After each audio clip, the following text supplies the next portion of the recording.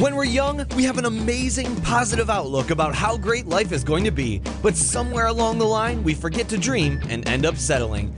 Join Up Dots features amazing people who refuse to give up and chose to go after their dreams. This is your blueprint for greatness. So here's your host, live from the back of his garden in the UK, David Ralph. Welcome to another episode of Join Up Dots. This is episode 24, and this is where we sit with the motivational, the ziggers and the zaggers, and we find out how they have reached their peak of success. Maybe they're already, maybe they're halfway up, but I'm sure there's going to be stumbles and falls on the way. And today's guest, I suppose, really has a similar background to myself, insurance, but don't let that turn you off to what will be another great show. Insurance doesn't have to be boring.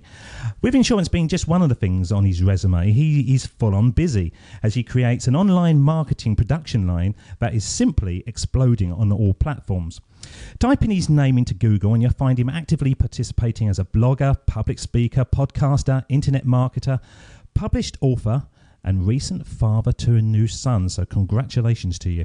But weaving a theme through all these different areas, it's obvious to see that at heart, he's a storyteller and a very good one at that. He creates content that not only inspires, but assists his avid followers with building their online lifestyle and money-making ventures. Without doubt, he has certainly conquered the fear of starting and taking the kind of action that halts so many people as they search for their dreams. But how far has he progressed towards his goals? Where would he mark himself against where he wants to be? Well, it's time to find out as we bring onto the show the one and only master of content warfare, Mr. Ryan Hanley. How are you today, sir? Oh, it's such a pleasure to be here. I got to say, you have leveraged Fiverr for everything that it is absolutely worth. That intro is fantastic. I did that myself. Did you really? That is amazing. I loved it. No, I didn't. I just learnt lying skills from Fiverr. Well, you did say that you are a corporate trainer, so lying is actually in your job description. It is actually, isn't it? I've always said that to people. I've always said that training, or as in public speaking, is just about kind of lying with confidence. There's a lot of the things that you talk about in any presentation which are factually correct because it is a training presentation, but then it's the extra stuff, it's this kind of showbiz, which is the kind of lies and embellishments that make it memorable. Now, you're a public speaker. Yeah, maybe embellishments is a better word, not a lie. Embellishments. Well, I say lies. I've been doing it for 30 years and half the things I've said I've done I haven't, but who cares? They don't know. I think of that Pinocchio commercial. Oh man, it's like Geico or something. Pinocchio makes a bad motivational speaker where he's telling the guy how much potential he has and his nose is getting bigger. I don't know. People probably haven't seen that, but it's a key point though, isn't it? You know, I like these conversations because they can go wherever. And with that one, how much, because you're a public speaker, how much when you stand up there is actually the real Ryan Hanley, and how much is this person that has kind of been created to be able to exist in that environment? I'm going to say that when I am in front of an audience, I actually am as close to 100% who I am as a human being versus at least at other times in my life. You know, maybe now I'm starting to take actions that I'm becoming more the person that maybe I was supposed to be, that I didn't know that I was 10 years ago. And I know a lot of this is what we're going to talk about today, but public speaking is one of the things that when I did it for the first time, I said, here I am. Like this is who I really am. I really am this person who's walking through the crowd, who's interacting with people, making eye contact, you know, extracting information and answers and kind of coming off the cuff of questions. Like, this is who I really am. And if it wasn't for dipping my toes into the public speaking waters, I may not actually be on this call with you today. I may not have done the things that ultimately had us connect. So public speaking is one of the things that I am most thankful for in my professional career. Can you remember the first time that somebody said, Ryan, I want you to stand up and say a few words, and how you felt inside at the moment? Was it kind of, yes, let me at them, or was it, oh my God? So I would say that the very first time was probably in some context of sports. I was always fairly good at baseball and football, and and I'm not trying to be like a humble bragger or whatever, but I ended up being captains of different teams. So you give presentations in that regard, and I always love that. But somewhere between when I stopped playing sports and I got into my corporate career, there's like that unbridled passion that you have when you're on any type of sports field that you can't get in the business world. Like you can, but it's hard to find, and it was very hard for me to find. So I want to say it was 2010. I'm not 100% sure. 2010 or 2011. Randomly, unsolicited, I was asked by a local insurance organization. So I was working as a sales professional doing digital marketing kind of at night in addition to what I was trying to do as a boots on the ground producer. And one of the local associations saw that and said, hey, we'd love you to come share some of that stuff. That was the very first time I stood in front of an audience to help them understand a concept. And I immediately knew that it was something that I wanted to be part of my life for as long as I possibly could. Well, I haven't met many people that can say that, that the person that they see is 100% the person who you are. Because I've certainly, as I say, sort of in the introduction and stuff, I create a persona that isn't quite me. It's like a kind of graphic equalizer where I put up certain parts of myself and bring back certain parts of myself. And certainly the person who is up there doing the do in front of crowds is certainly not the person who is at home with the kids on a daily basis. There's probably elements, but it's a kind of extended version of that. So I find it fascinating that you can just be you up there. I think that I think some people really enjoy it. I think some people may find it, I don't want to say off-putting, but may not necessarily be their favorite style. But I tend to, when I'm coming up with a presentation, when I'm walking myself through it, when I'm going over my notes the night before, things that I'm saying to myself are authenticity, transparency, and honesty. And we're talking about lying and embellishing and stuff. And a lot of that is kind of tongue-in-cheek because one of the hallmarks of what I try to do is be brutally honest with their questions, especially because of the topics that I talk about, which are, revolve around the ideas of how do we find our audience, tell our story, and kind of win the battle for attention online. That's, kind of my branding. And all in the context of digital marketing and different things.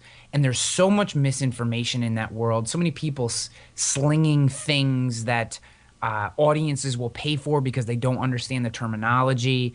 And I just said from the very beginning, I'm not going to be someone who's chasing trends and trying to push my next book and at the expense of what is actually working. So I'm brutally honest with people when they ask me questions, and I try to make my presentations as interactive as possible. I mean, at a certain point, certain size crowds make that harder to do than others. But when possible, I try to be as brutally honest as I possibly can up there, and that's the type of person that I am. I'm goofy, I'm funny. I'll tell you whatever you want to know about me, and I'm very honest. And the public speaking kind of taught me that it was okay to do that and that people would respond. Maybe if the first audience didn't respond to that, I would never have found this. Yeah. But they did, and that's the way that I've moved forward ever since.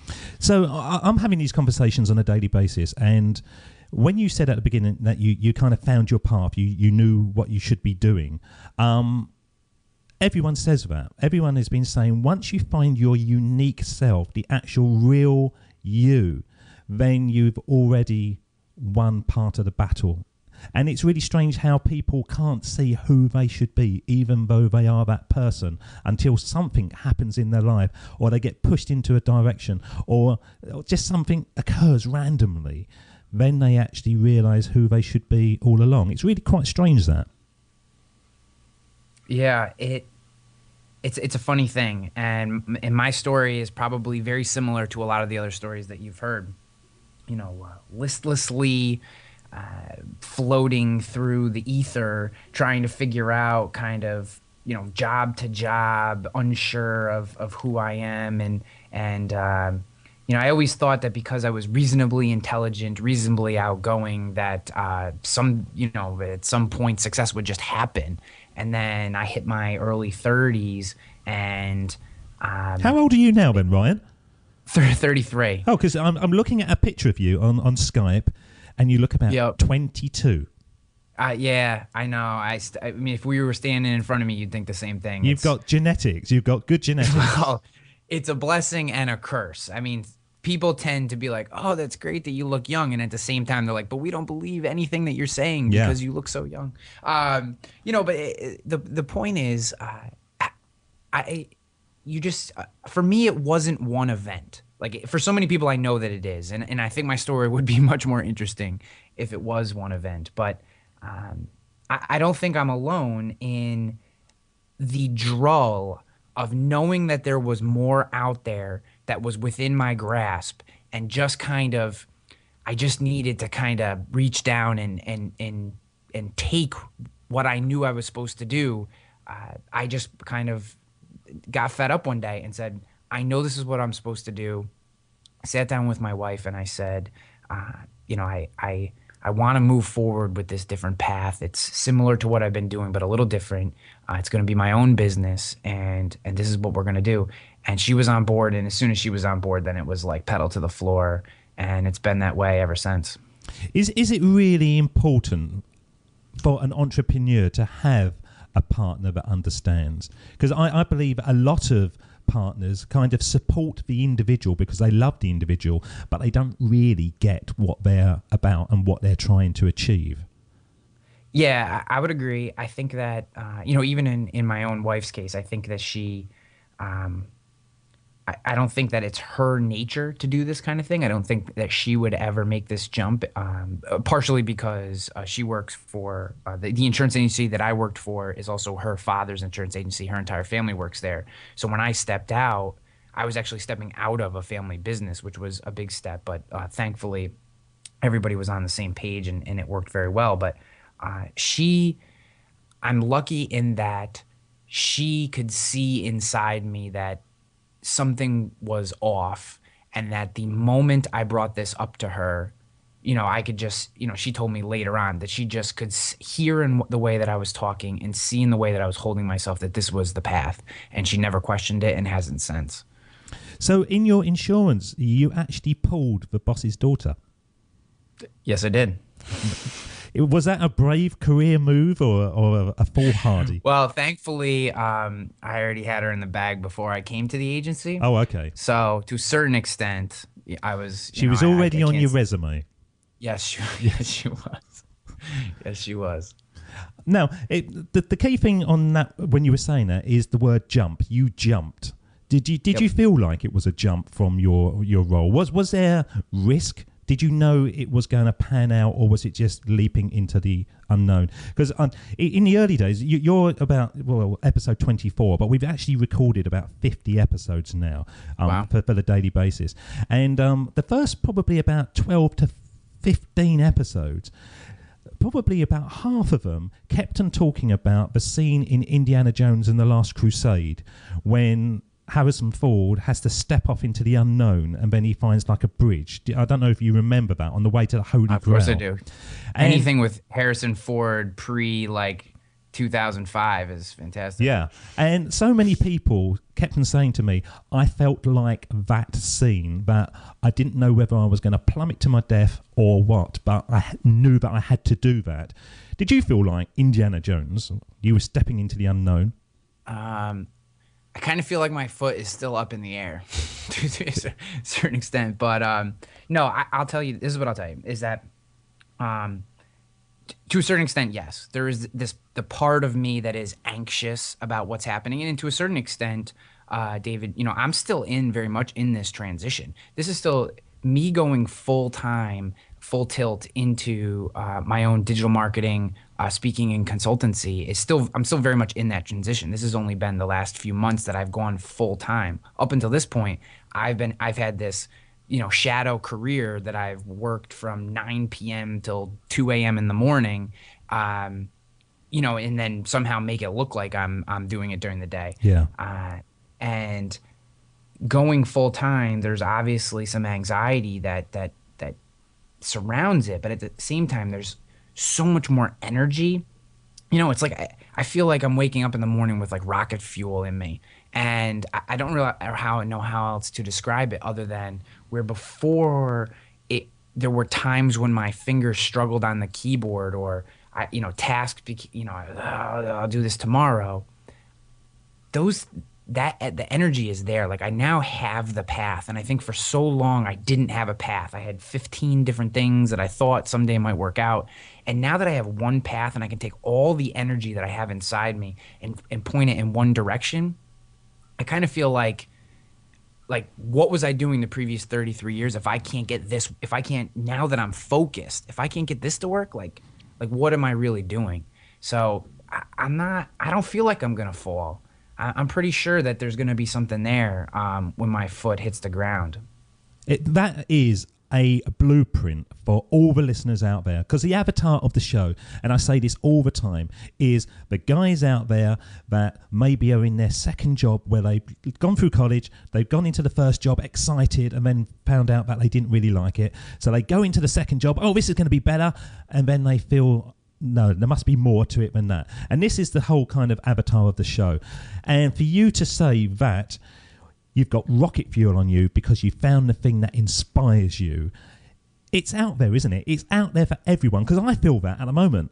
I could do these conversations 24 hours a day. Okay, there's a lot of editing, there's a lot of stuff that sort of bogs you down afterwards. But the actual talking, I love it. I absolutely love it. I feel like I am doused in rocket fuel, and I could get up at 1 o'clock in the morning and work all the way through till 1 o'clock in the morning and then go again. It is amazing when you find that thing that you suddenly think, blimey, I should have done this 10, 15 years ago. The energy levels go off the scale, don't they?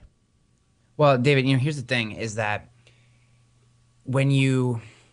Like we all have things that we've done in our life, right? Like I started out when I first got out of college, I took the first job I could get. It was absolutely friggin' awful. I hated every second of being there. I'm a huge baseball fan. I hated this job so much, and it was so awful that I could quote I think there was approximately 979 major leaguers. I could quote you every single one of their statistics for that season at that current date. You could just say to me like, Greg Jeffries, well, he's playing for St. Louis. He's playing second base. It's only part-time. He's got about 17 RB. I mean, that's where I was in my career. I mean, that's how awful it was. And what was the job, like you said, Ryan? What was that job? I was doing research for a finance company. So basically, people who owed money to this finance company, I used databases, which are like the shadiest things. I can't even believe these things exist. Like I would find people like through all these different, I can't to tell. I hate even talking about it because I feel like a sleazebag. But I was 22, so, and the job got me to Washington D.C., which was an amazing place to live. But exactly what you just said.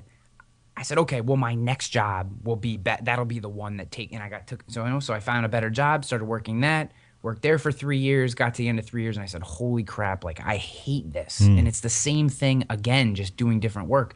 Took another job, and I'm talking about, bigger companies. Now I'm working for American Express in their finance department in the financial district of Manhattan. I mean, this is big time stuff. And I don't know if you're familiar with AJ Leone. Yes, I've got him coming on my show. Yeah, so he has really a pretty fantastic story, and he said something in an interview with Srini Rao, who does it used to be Blogcast FM, now it's the Unmistakable Creative Podcast. Who's another great individual if you're looking for another guest. He's fantastic. But so AJ was on Srini's podcast, and I was listening to that, and AJ said Srini asked him how he made the jump, right? The jump. And he said, I was given a raise that would have locked me into a position in that world. He was working in Manhattan for, I think, a venture capitalist, or, the exact company doesn't matter. But it would have given me an amount of money that I would have never been able to leave. And I didn't want that. And I was in a similar position. I was starting to get to a point in American Express where I was going to make an amount of money that I was going to have a very hard time leaving there. and I hated every single day, and I hated myself for going there. Like, I literally would walk to work every day, like, looking at the other buildings going, I bet something cooler is happening in those buildings than the one I'm about to walk into. Yeah. And nothing to do with American Express. It's just my personal flavor did not mesh well with them. And, then I started selling insurance. And that was exciting for a little while because now you're selling and you're kind of your own man and you keep what you kill. And I just realized that I wasn't passionate about that. And, and you're just like, oh my gosh, like, when am I going to find this thing? I've been in the corporate world for 10 years now and I still haven't found like who I am. And you start to get frustrated and discouraged. And then I started blogging, and then I did my first speaking engagement, and then I did my first podcast episode, and then I felt like I was on fire. And it took 2.5 years, but now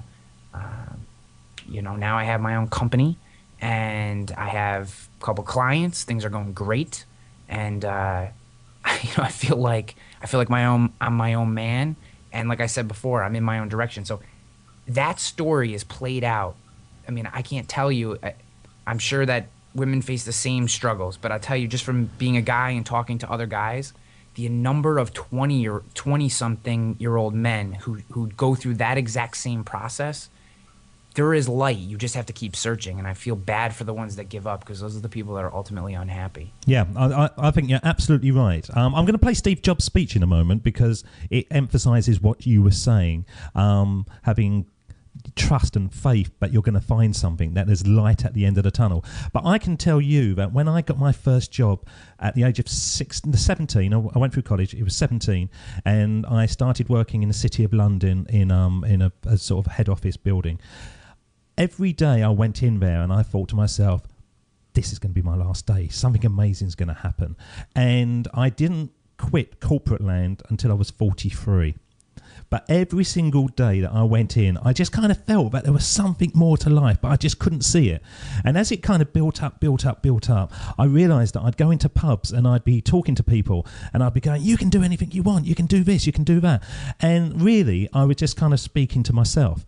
And it wasn't until I actually listened to myself one day saying these words that I realised, God, I've got to do something. Now that I'm doing something, I realise it was almost there all along. But it was like frosted glass. I couldn't quite see the path that I needed to go. Did I jump? Not really. Did I just kind of run out of steam where I was? Probably.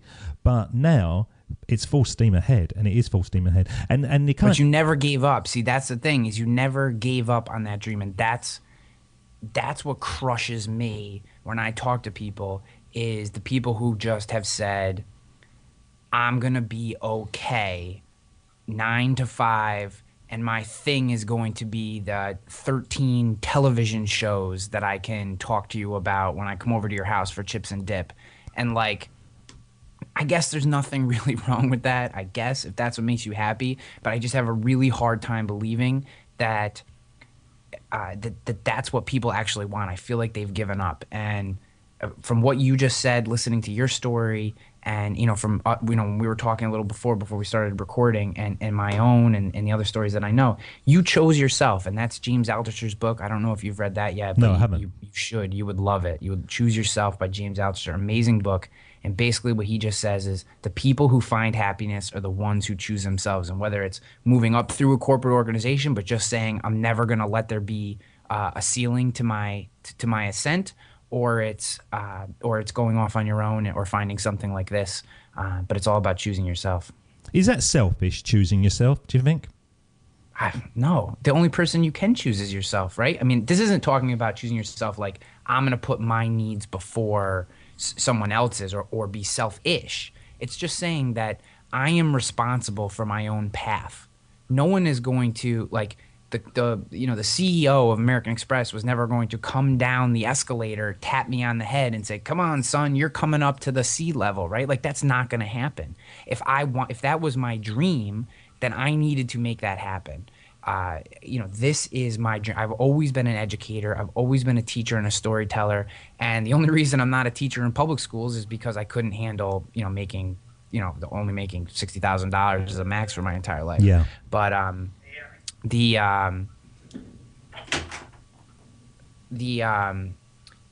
now that I get to teach and do it on my own terms, it's a completely different world. And I really get to be the person that I wanted to be. So I don't think that it's selfish. I think that it's taking ownership for your life and your own happiness. I think that's quite a powerful statement, isn't it? Because I think I was halfway between selfish and being selfless. You know, I want to do something on a daily basis that really does motivate and inspire. And your conversation, the things that are coming out of your mouth, if they're not inspiring at least one person out there, then I can't believe it, because it is such a truth what you're saying. You can be happy, you can enjoy yourself, you can earn more money than you possibly thought was possible, but you've got to take action. You've got to do it on your own. Have to. You have to, because no one else is going to do that for you. I mean, that is the thing. What you described with the foggy glass, what the life that I was living until I decided to choose myself and take this step forward, was that someone you just said it. You said something great's going to happen today. Where is that going to come from?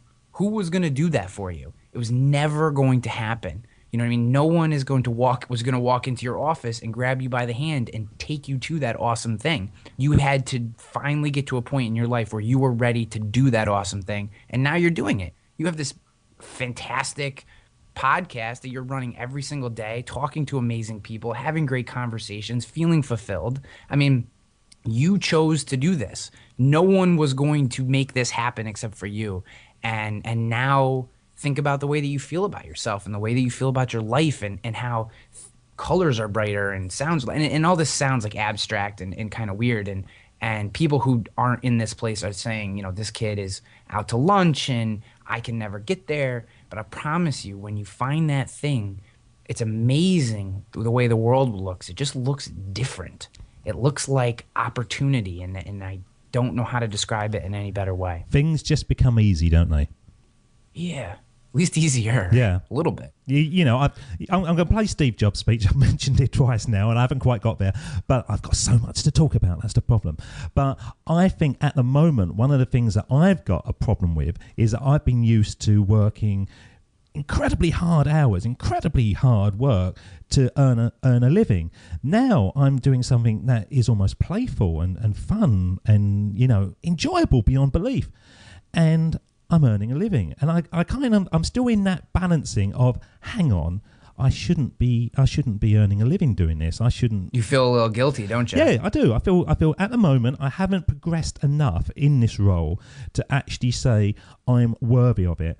I feel like somebody's going to reach in, turn off my microphone and say, get back to the real world, because this isn't how things should happen. And it's really strange, because I know on one side of the fence, I've worked bloody hard to get to this point, and I've taken huge risks and huge action, and I have been, as you were, working from 9 p.m. to 2 a.m. each night and stuff, getting up morning, working at weekends, going on family holidays and for odd days, working on my businesses, trying to get it going.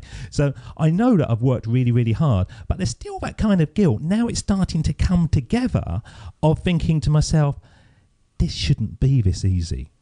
I should be struggling somewhere here.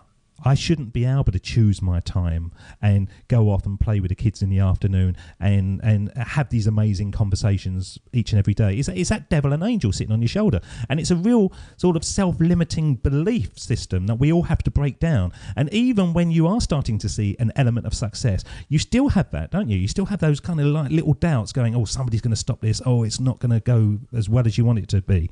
It's weird how humans do that to themselves. Ugh, it is the failing. I have the same. I look at it as a failing that I fight every single day. You know, every time I hit publish, I think to myself, oh, you know, even stupid little things like I spend a lot of time on Google Plus. It's where I share my thoughts, right? This is more technical blogging kind of thing, but my philosophy is I put my thoughts on Google Plus. I put my resources on my site. The reason I do that is I just really like Google Plus for testing thoughts and conversations, and that's a different discussion for a different day unless you want to get into that. But even these 150 to 350 word thoughts that are mostly just riffs or rants or just things that I need to get out of my head, every time I hit publish, I think to myself, are people going to like this? is my audience going to appreciate this? Are people going to think that this is weird or different or off topic? Are they going to unfollow me every single time? And I know that the rational side of my brain knows that that's not the case. I know that people follow me because I've been doing this for a year now. I mean, if someone's been following me for a year and there's nothing that I can post today that would throw them off that much. But I still have that thought. And I think that if you can harness those feelings, they are extremely powerful because they're part of that rocket fuel, right? Like in the back of your mind, you're never content with your work. You're always trying to get better. You're always trying to push the limits because you're saying to yourself, I can do better. I can do better. I can do better. If you let that overwhelm you, if you let that kind of take over, then it's extremely limiting. And it makes you do worse work. It makes you second guess yourself. But if you harness it in a positive way, I think that's how the best become the best, is they just never, even when you stop needing more money, even when you stop needing more time in your life, it's more about the art of the thing, whatever your thing is, if it's speaking, writing, podcasting, interviewing, you just keep doing it and trying to get better because you love it.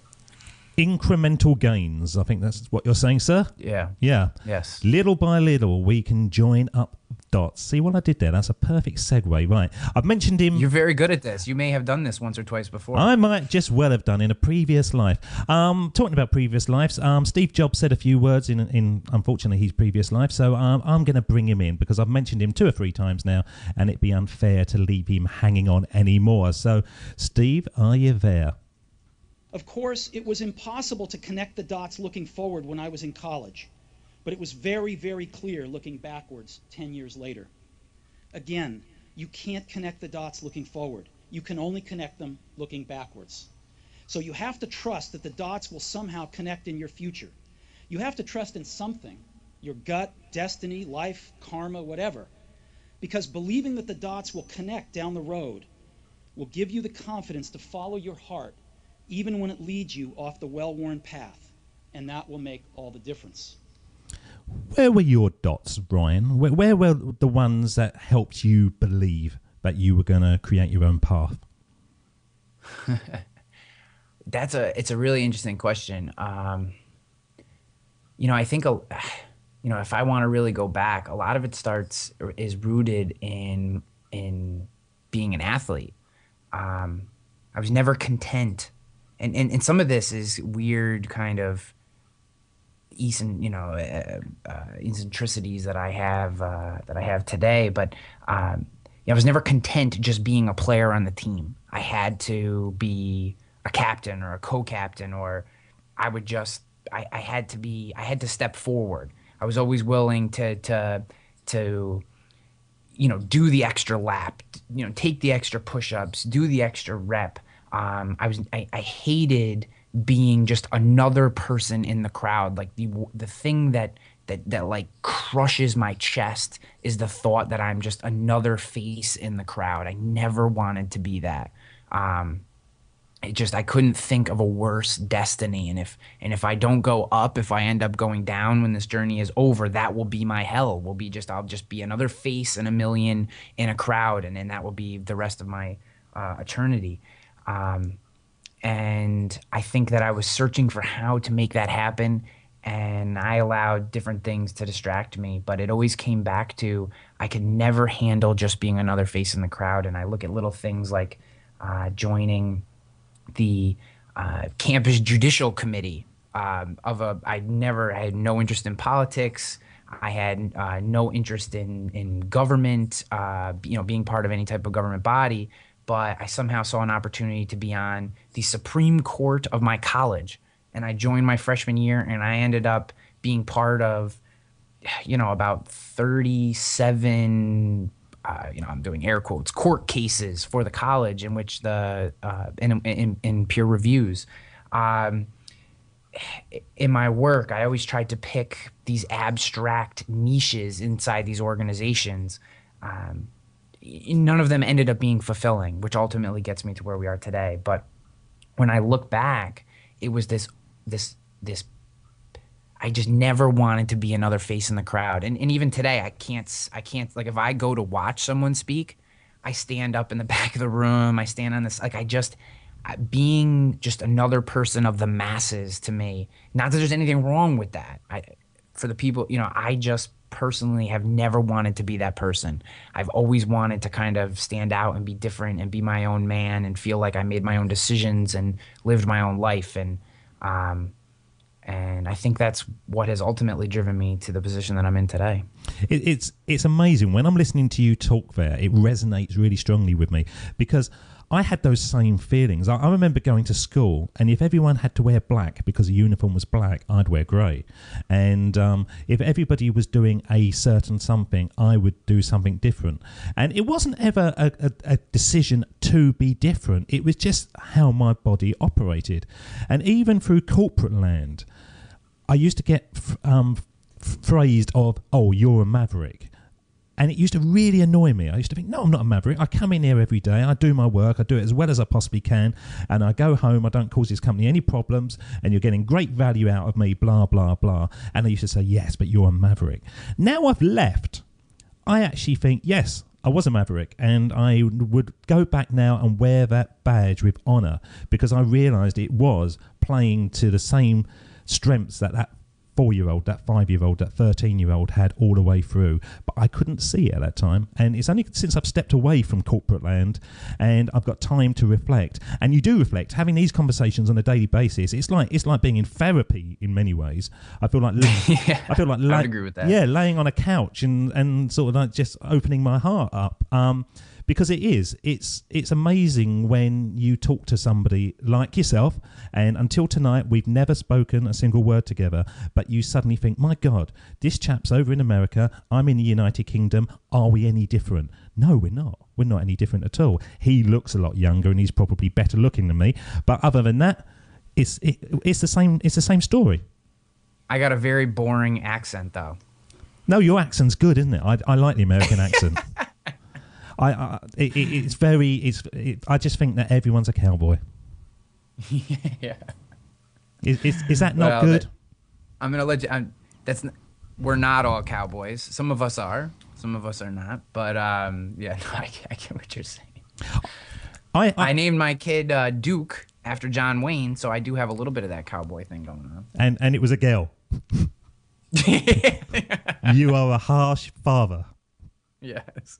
Hey, sink or swim. That's the way it's got to be, right? It's like that Johnny Cash song, the boy named Sue or something. Yep, the girl named Duke. Yeah, absolutely. How it is being a father, because that changes you, doesn't it? And that changes your perspective on life. And when you suddenly realise that not only are you having to put food in a little person's mouth, but literally every way that you operate, they pick up on it, don't they? They pick up on the vibes. How has that been? How old is Duke now? He is 5 months old, and it is not a coincidence that my transition to owning my own company and being my own man had coincided very closely with his birth. He was about a month old, and I looked at him and I said, how can I teach this kid to be his own man, to be successful, to be hardworking, to be the thing that he wants to be, whatever that thing ends up being, if I'm not doing that myself? And that sounds like real motivational speaker-ish talk, but it is the God's honest truth that I held him in my arms, feeding him at some ridiculous time of night, and maybe I was a little delirious, and that's why this came to me, because I hadn't slept in a month. But I looked at him and I said, how can I teach this kid what to be his own person if I'm not living that life? You can't. I would be, it would be insincere to teach him the things that maybe I wasn't taught growing up and that I've had to learn over these first 33 years. I want to instill those principles into my child and help him at least deal with some of the emotional stress, prepare him for some of the emotional things that you go through, and he's gonna have to find his own path. But I can't give him that advice if I'm not living that way to begin with. And he was a big, big motivation for me taking the step and making the move. And I come home and I look at him every day and I say to myself, like, I'm gonna have some advice for you. Yeah. Whether I sink or swim, I'm gonna have something to tell you. But it's a strange thing because if you listen to a fellow podcast, Entrepreneur on Fire, John Lee Dumas, he does a daily podcast and he's done 600, 700 million shows by now, whatever. And one of the things that he saw a theme running through of how many entrepreneurs suddenly got the urge to do it or knew it was now when a baby was on the way. It was almost like their back was against the wall and it was now or never. And he says there's an absolute strong theme with men suddenly going, right, it's now, boom, because there's a bump. Yeah, I agree. I mean, it makes you look at your life differently. It's easy to make excuses for yourself when it's just you. But when there's somebody else involved, even, especially when it's a child, it's hard to make excuses to a kid, because when the kid looks at you with those eyes and you can't lie to. I mean, I guess some people can, but I just couldn't. I looked at this kid and I just said, I got to do it. I'm not going to be able to be a good father if I don't take this chance and I don't try to live this life and see how it feels, and I won't be able to be what he needs, and hopefully it works out. I think it will. I feel pretty confident. Well, I think it will as well. I certainly do. I think you've got too much momentum already.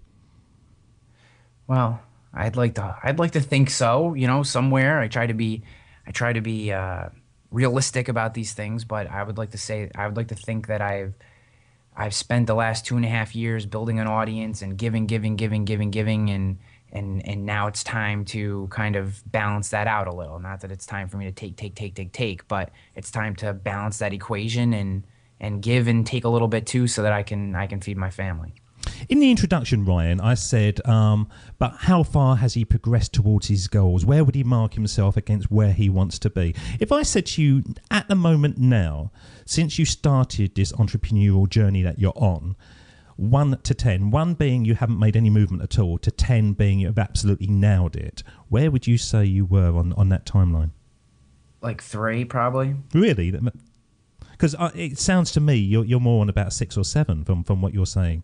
The fact that you've got an audience. Well, I have very lofty goals for what I would like to achieve, and that's why I say 3. Okay. Not if 0 is doing nothing and 1 is starting, I would like to say that 3, 4, maybe somewhere in there. I guess it's all kind of relative, but I have some very big things that I want to do, specifically in the insurance industry niche, and places that there's places that I want to speak. I want to speak in some of the largest halls in the country, or possibly in the world. I'd like to speak internationally if I can, and that's going to take a lot of work, and it's going to take a lot of effort and focus and practice and failing and screwing up and learning and coming back. And if I get to where I ultimately want to be, then I think I'm at about a 3.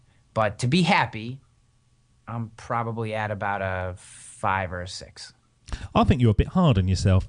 I think you're one of those guys that even when you're sort of laying on your deathbed and you've got millions and millions of pounds and you've got a major multinational company that is providing value to people and everything has been done for the right reasons, I think you would still lay there and not go, Mr. Hanley, I've done well. It'd be, oh, I wish I could have just done that.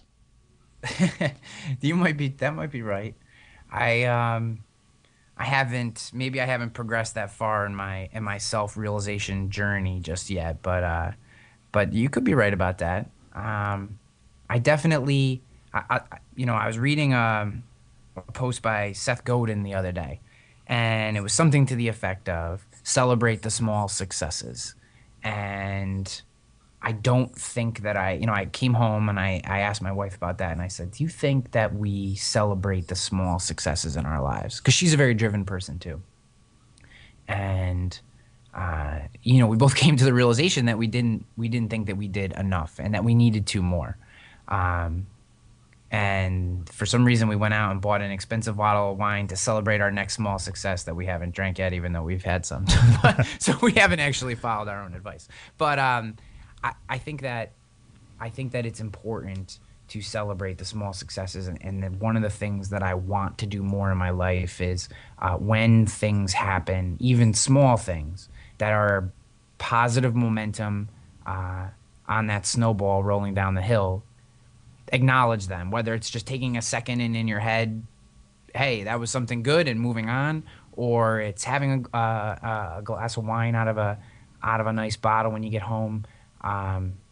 I think all of that is really important because it gives you a moment to kind of notch the board so that as you move forward, you can look back and say, hey, I did that thing and I did it then, and now we're here and there's growth.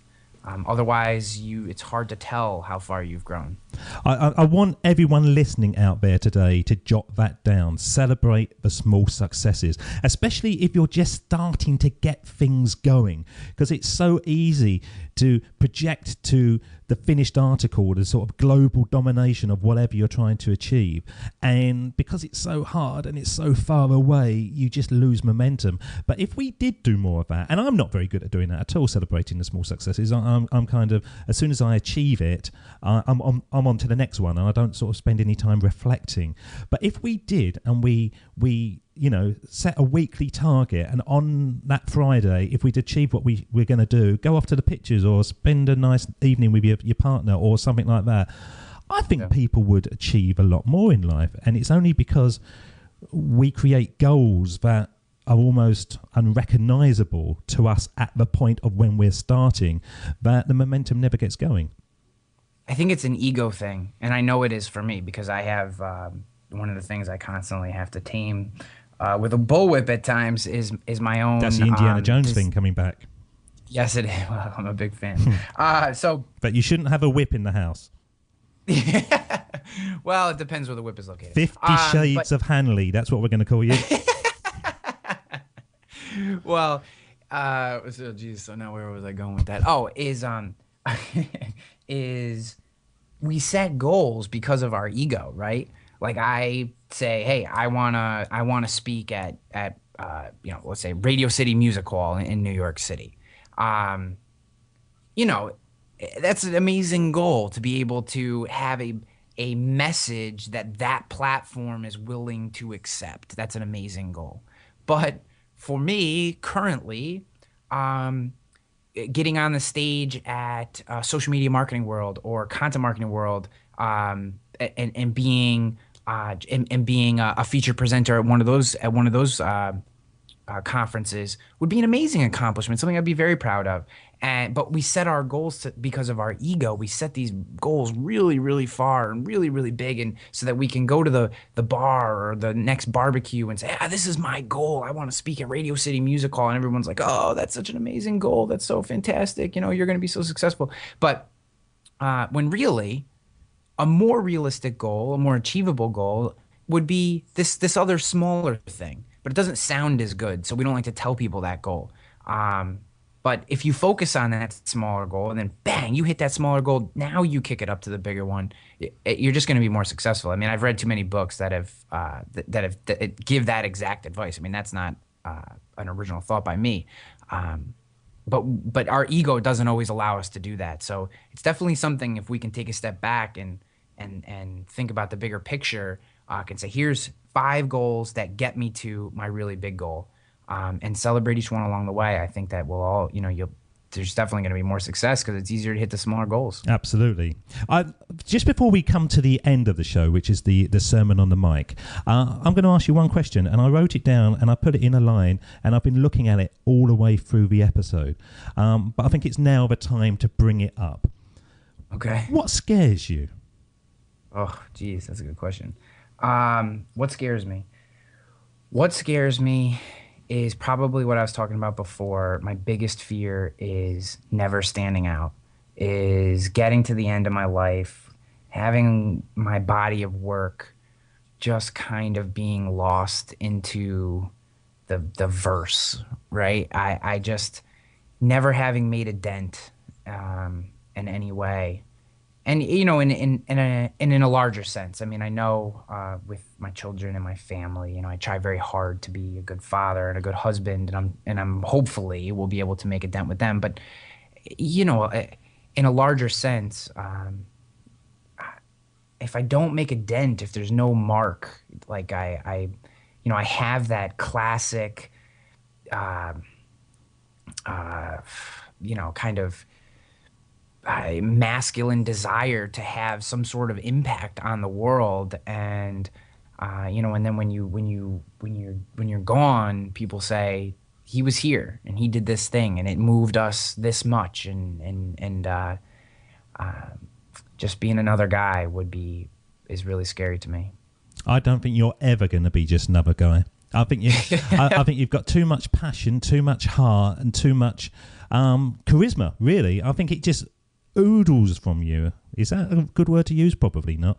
But it does. It just comes out. And if you're like this every time you stand up or every time you write a blog post, no wonder you're going to be a success. You've got to be, because you're providing too much value without even knowing it. Well, I appreciate that very much. Thank you. So let's see what kind of value you can provide to your younger self, because this is the part of the show when we allow you to go back in time like a young Marty McFly and have a one-to-one with your younger self. And you can choose whatever age you would feel comfortable speaking to your younger self. And yeah, I actually want to change my answer. The sermon on the mic kind of scares me. I'm kind of afraid. You can sing it. You can sing it if you want.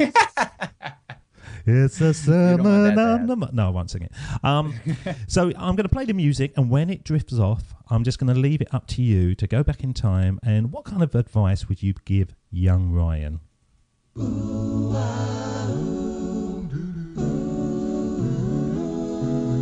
Here we go with the best bit of the show, the sermon on the mic, the sermon on the mic.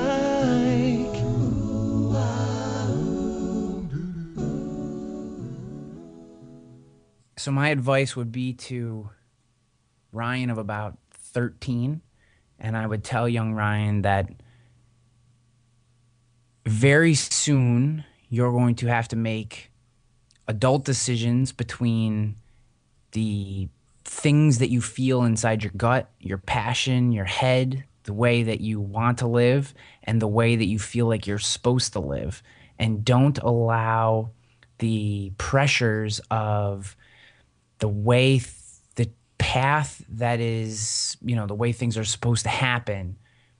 Don't allow that to dictate your decision making, and do the things that you want to do, and really do them, because the classic path of high school, college, corporate job is you're going to waste a lot of time and spin a lot of wheels. And you can get into things that you're going to enjoy a lot sooner if you just kind of follow your intuition and the things that you've thought for a long time. And that's pretty much what I would tell him. Wise words indeed, and really. And stay away from Lindsay. She was awful. Well, I could say the same thing myself. She got around that Lindsay. God, she might. I wouldn't be surprised if she made it across the pond. Yeah, she might be listening now. Who knows? Well, it's been an absolute delight having you on the show today, Ryan. And it's one of those episodes that I wish that it could just keep on going on and on and on, because you really were dropping nuggets of gold on us on a second by second basis. And as I say to all the guests, if you've got anything in the future that you want to come back and share with us, please do so, because the beauty of the theme Join Up Dots is it's about connecting our history, and our histories are continuing to grow. And I believe looking back, connecting those dots, joining up those dots is the best way to build our future. Ryan Hanley, thank you so much. Oh, thank you, David. It's been such a pleasure, man. David doesn't want you to become a faded version of the brilliant self you were once to become. So he's put together an amazing guide for you called the 8 Pieces of Advice That Every Successful Entrepreneur Practices, including the 2 that changed his life. Head over to joinupdots.com to download this amazing guide for free, and we'll see you tomorrow on Join Up Dots.